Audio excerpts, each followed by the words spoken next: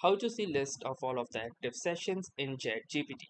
So hey guys, welcome to this tutorial. In this tutorial, I'll guide you how you can view all of the list of active sessions that are currently logged in with your account in your ChatGPT. So first, head to the chatgpt.com website and then click onto your profile picture at the bottom left corner of the screen. Now once you do this, you will see a set of menu appearing like this. Now from this menu, click onto settings and within the settings, go to the security tab.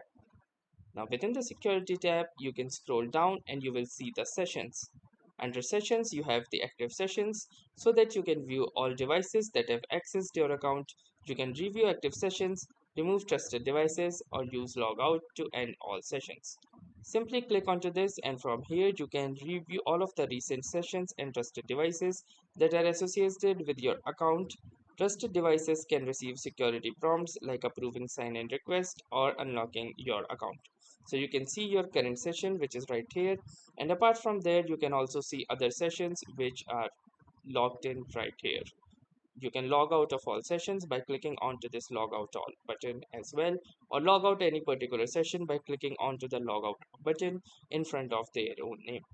So that was all for this tutorial. Thanks for watching and have a nice day.